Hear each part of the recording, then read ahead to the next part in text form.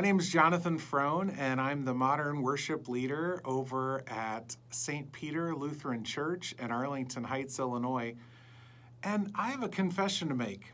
Many times when I'm heading into a church gathering to lead others in worship, I'm not expecting to hear from God.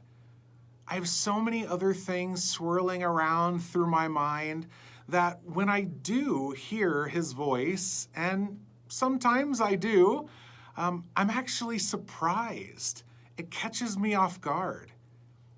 And I have to think that maybe this was just a little bit of how Zechariah must have felt when he was in the temple. Now, he didn't do this every week. He was a priest, and things were a bit different back then, but it was finally his turn. He was called up to go into the holy place and to lead in this really special way. All the details had to be going through his mind, the right way to walk, the right things to say. And suddenly, in a dark, candlelit room, shows up Gabriel in a blaze of glory, announcing this incredible news that his wife was going to have a son at her age. I mean, it tells us in Luke that she and he were very old. Now, when you can't even put a number with it, you know Luke's trying to tell us it's up there, right? And I just think that he must have been so incredibly shocked by this news alone that the rest of the news almost would have been a blur in his mind.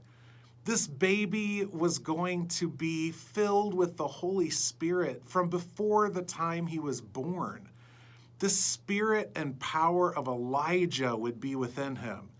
And he was going to be someone who grew up as a priest from the time he was little, preparing others for the coming of the Messiah, of God to earth. Man, this kind of news had to be just such incredibly good, shocking news to Zechariah. What would you do if someone suddenly showed up and gave you this news? Well, for Zechariah, what he does, as you can read in this passage, is he has to tell the angel, are you sure you've got the right guy? Maybe you meant this for somebody else, which, in all honesty, is probably what I would have said in that situation too. You know, why is it that a lot of times when God has something great to tell us, our first response is self-doubt? We instantly see God's will through our own human eyes. We see what God can do through what we can do, as if we're the ones that kind of put the limit on the way His plan can work out. Here are some ways that God's been using this passage to challenge me this week, and I hope it can challenge you in a similar way. First, consider this. Are you daily expecting to hear from God? How could you maybe listen better? Secondly, when God does lead or speak, is your response to trust and follow?